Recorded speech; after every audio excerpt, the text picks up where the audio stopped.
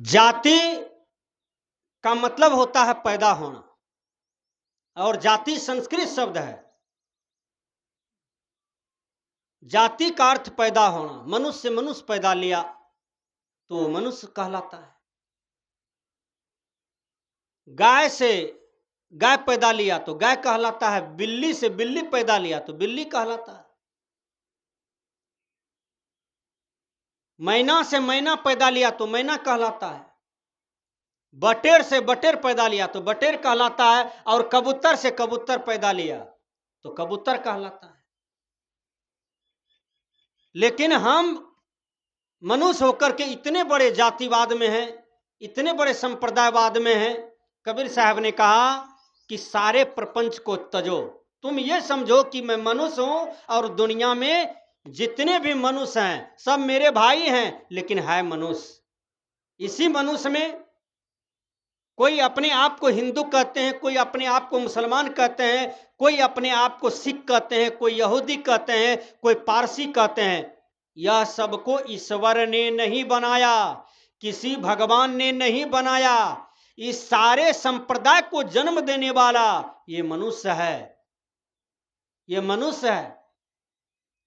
क्या जाति ब्रह्मा जी बनाया है? नहीं। जाति विष्णु भगवान बनाए हैं? नहीं। जाति शंकर भगवान बनाए हैं? नहीं।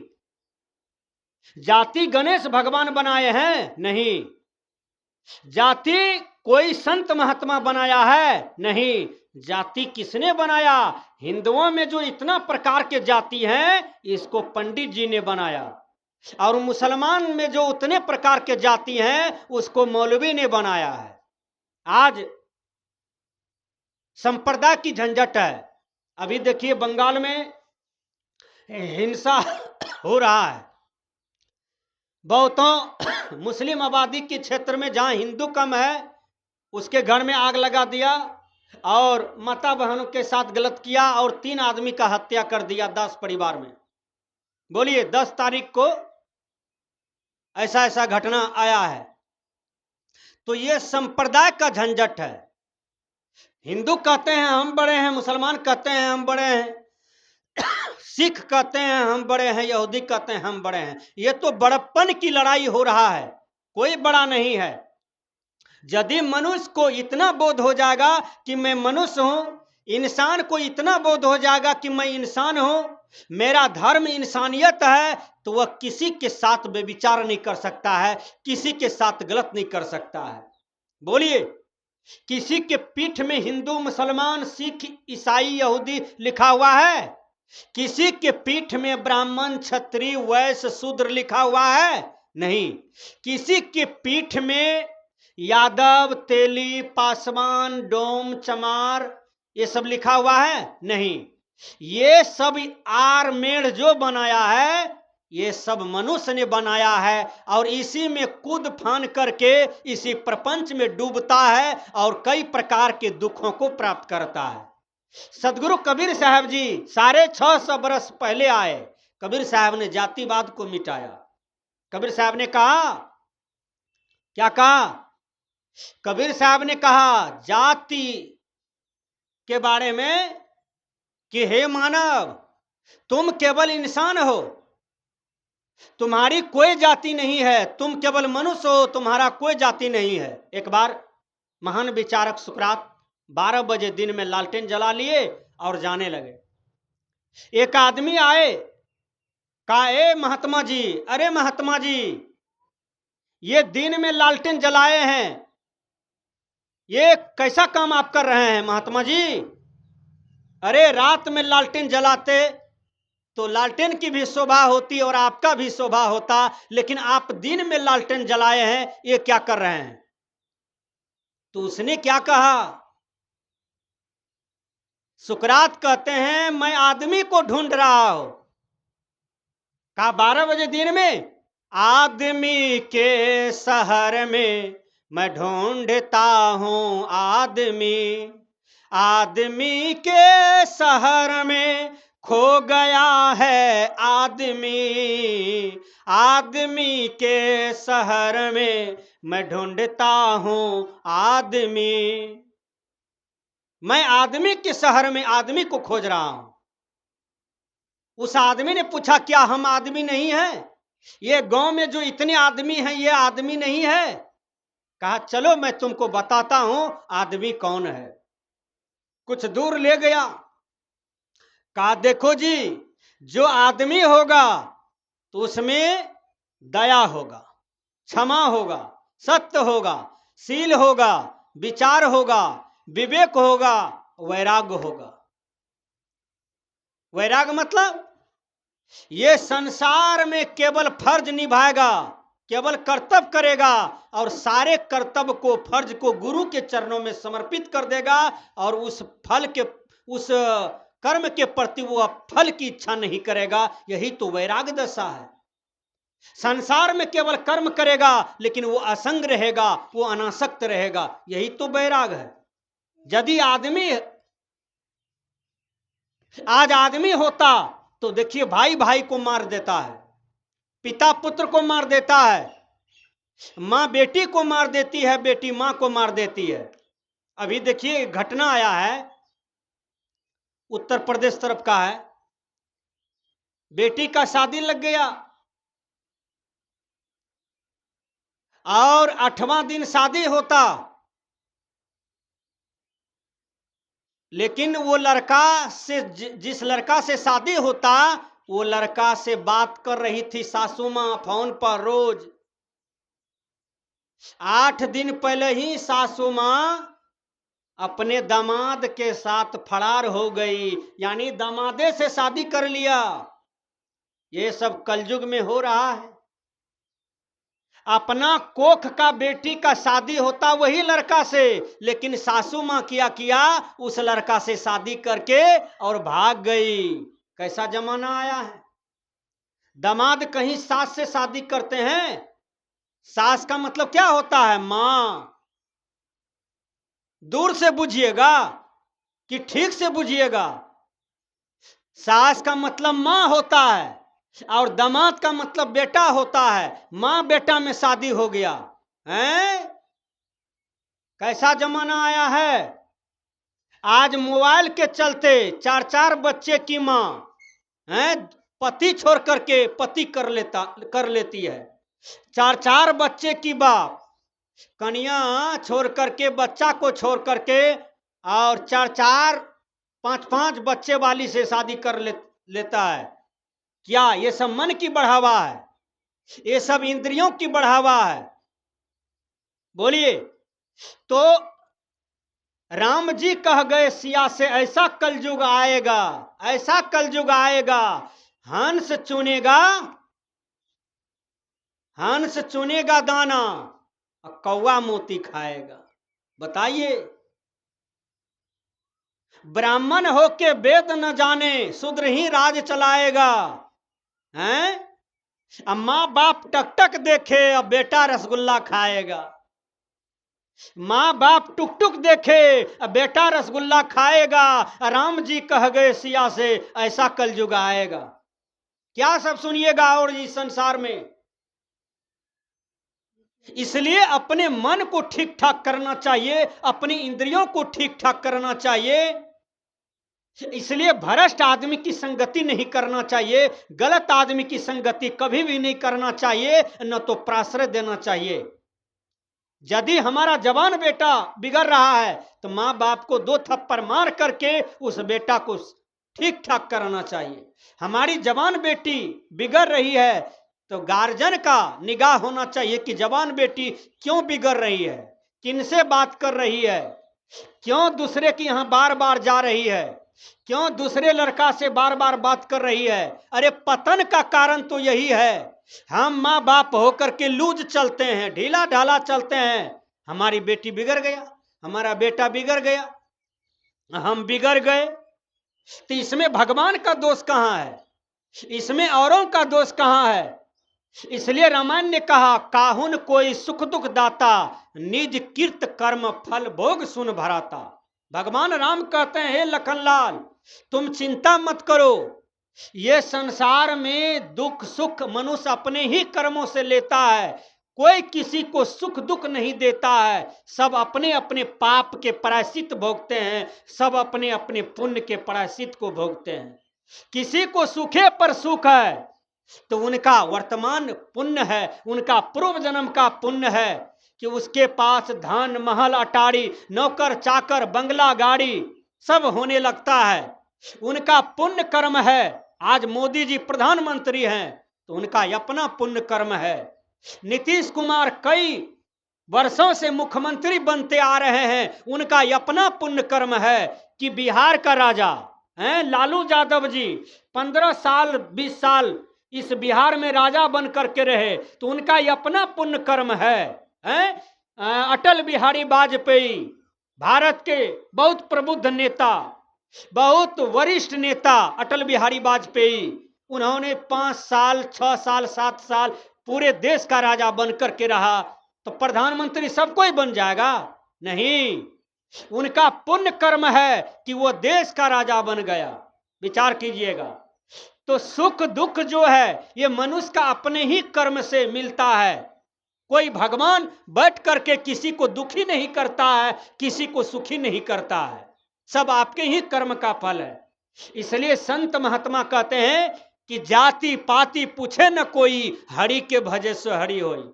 किसी के जात पात को नहीं देखना चाहिए। कबीर साहब ने कहा, जाति न पूछो साधु से, पूछ लीजिए ज्ञान, मोल करो तलवार से, पड़ा रहने दो म्यान। विचार कीजिए, हमको कुछ काटना है तो तलवार का धार काम में आएगा कि म्यान काम में आएगा? तलवार का धारेन काम आता है कुछ काटने के लिए, बोलिए। इसलिए संत महात्मा कहते हैं कि जाति से क्या होने वाला है? कुछ नहीं होने वाला है।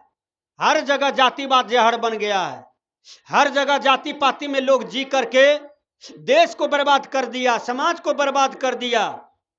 इसलिए संत महात्मा कहते हैं इस धरती पर यदि केवल मनुष्य अपने आप को यह पहचान करता कि मैं मनुष्य हूं और कोई जात नहीं हूं, तो आज बंगाल में जो हिंसा हुआ, कभी उत्तर प्रदेश में हिंसा होता है, कभी रूस यूक्रेन में युद्ध होता है, कभी चीन रूस में युद्ध होता है, कभी अमेरिका जापान में युद्ध होता है, तो ये सब क्यों होता है? ये सब धर्म युद्ध, जातिवादी युद्ध, संप्रदाय वाला युद्ध, ये सब बेकार है। कबीर साहब ने कहा कि जातिवाद को मिटाओ और मानवतावादी बनो, समाज सुधारवादी बनो, राष्ट्रवादी बनो, राष्ट्रभक्त बनो, समाज का भक्त बनो, मातृभक्त बनो, पितृभक्त बनो। हैं?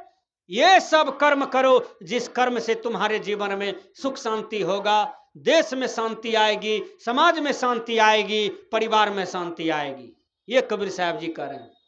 मैंने कहा जाति जानवर में होता है, पक्षी में होता है, लेकिन मनुष्य में कोई जाति नहीं होता है। मैं पूछना चाहता हूं, नेपाल का लड़की है और हिंदुस्तान का लड़का है, दोनों की शादी करा दीजिए, क्या गधा पैदा लेगा कि मनुष्य पैदा लेगा? अमेरिका का लड़की हो, पाकिस्तान का लड़का हो, शादी करा दीजिए, बोलिए, तो मनुष्य से मनुष्य न जन्म लेता है?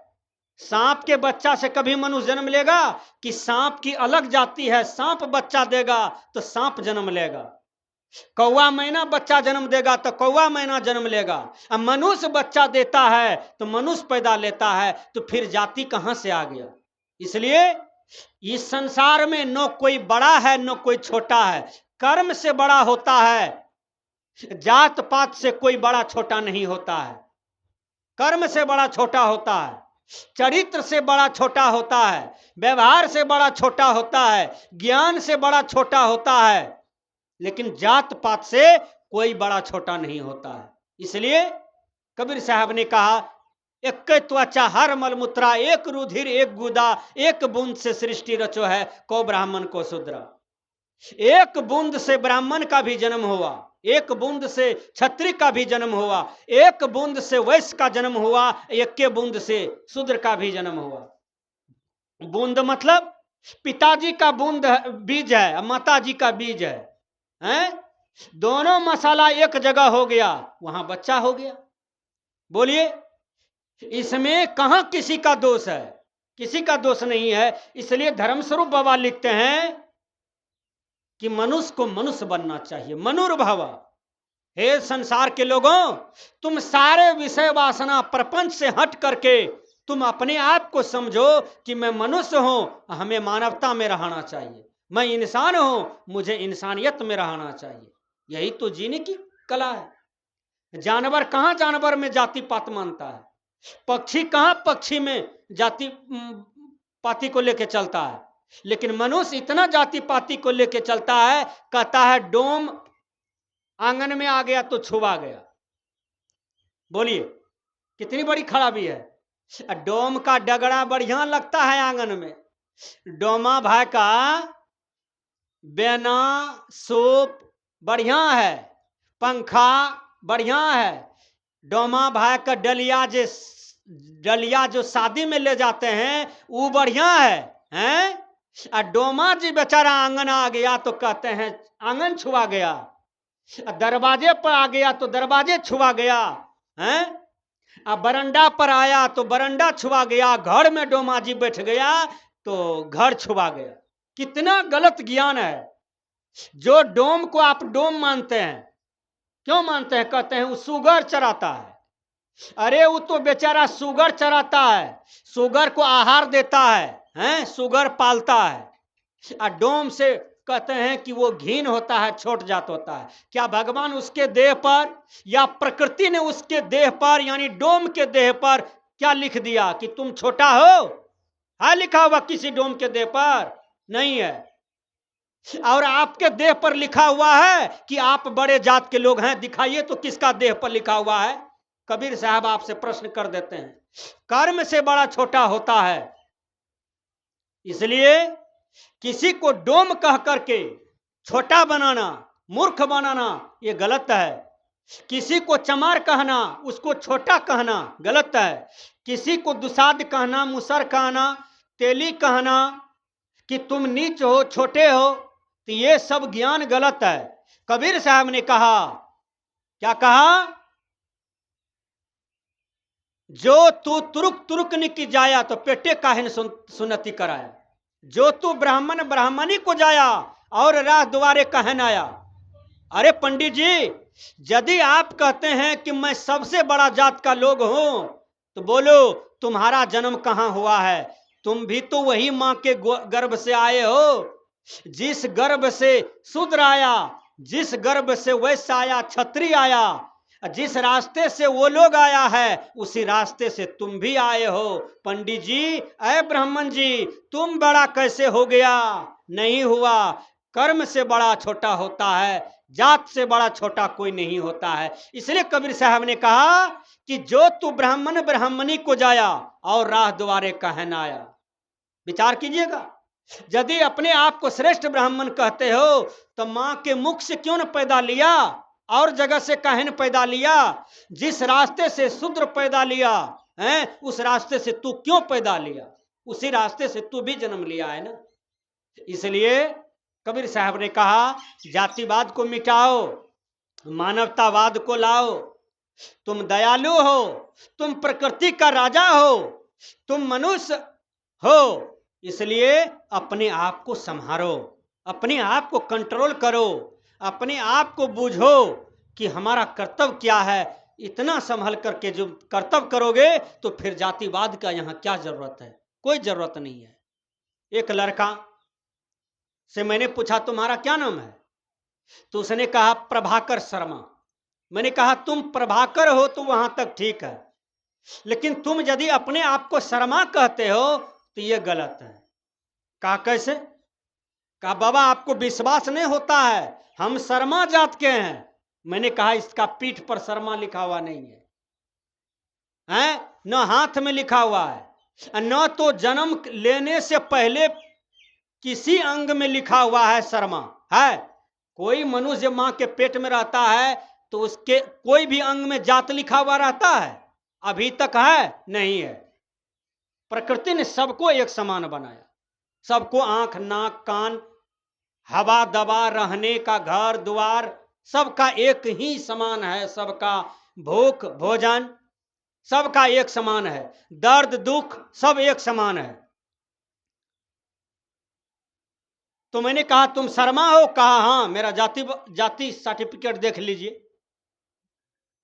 सर्टिफिकेट दिखाया। फिर मैंने कहा इससे काम नहीं चलेगा। कहा खाता खेसरा देख लीजिए, मेरा दादा का क्या नाम है, मेरा बाप का क्या नाम है। खाता खेसरा भी देखे तो शर्मा था। मैंने कहा यह भी गलत है। हमने उसके कपार पर हाथ रखा। मैंने कहा यह क्या है? कहा बाबा ये तो केस है। फिर नीचे हाथ किए हम। मैंने कहा यह क्या है? कहा ये तो कपार है, ये तो माथा है, मस्तक है। मैंने कहा यह क्या है? कहा ये तो नाक है। हमने कहा यह क्या है? कहा बाबा ये तो गाल है। हमने कहा उससे नीचा ये क्या है? कहा ये तो छाती है। हमने कहा उससे नीचा ये क्या है? कहा ये तो जंघा है। फिर हमने नीचे हाथ किया। मैंने कहा ये क्या है? कहा ये तो घुटना है। हमने कहा ये क्या है? कहा ये तो तलवा है। हमने कहा शर्मा कहाँ है बताओ? पूरे शरीर में कहीं शर्मा है? नहीं है। पूरे शरीर में किसी का जात पात लिखा हुआ है? कहीं पर नहीं है। मनुष्य को बेवकूफ बना रहा है, जातिवाद मान करके, ऊंच नीच बना करके, छोटा बना करके, बड़ा बना करके, बैकवर्ड फॉरवर्ड बना करके। जातिवाद मिट जाएगी, धरती पर शांति कायम हो जाएगा। कोई विद्रोह नहीं होगा, कोई लड़ाई नहीं होगा, सब स्वर्ग वाला जीवन जिएगा। ये कबीर साहब 650 बरस पहले हुंकार भर करके कहा, एक के त्वचा हर मलमूत्रा, एक रुधिर एक गुदा, एक बूंद से सृष्टि रची है, को ब्राह्मण को शूद्रा। जानवर में कई जातियां हैं, जानवर कहां लड़ाई करता है? पक्षी में कई जातियां हैं, पक्षी कहां लड़ाई करता है? लेकिन मनुष्य में कई जातियां बन करके आज मनुष्य को मार रहा है, काट रहा है, तलवार चला रहा है, बम बारूद फेंक रहा है, अपहरण कर रहा है, बलात्कार कर रहा है, मंदिर तोड़ रहा है, मस्जिद तोड़ रहा है, नाना प्रकार की कलह ये जातिवाद ला करके रख दिया। इसलिए कबीर साहब ने कहा मनुष्य ये समझे कि मैं मनुष्य हूं, मेरा धर्म है मानवता। इंसान ये समझे कि मैं इंसान हूं, मेरा धर्म है इंसानियत।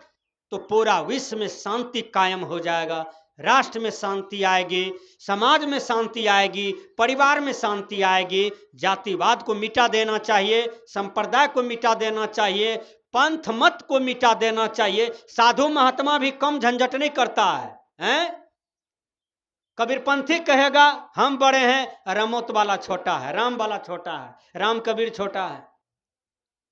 संत मत वाला कहेगा हम बड़े हैं, अब बाबा नाम केवलम वाला छोटा है। ये सब भी अध्यात्म में बड़का लड़ाई लड़ता है।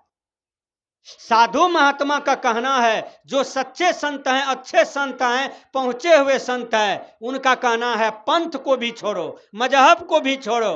अरे साधु हो तो साधना करके मुक्त हो जाओ, यही तो साधु का धर्म है, यही तो महात्मा का धर्म है, यही तो गुरु महात्मा का धर्म है।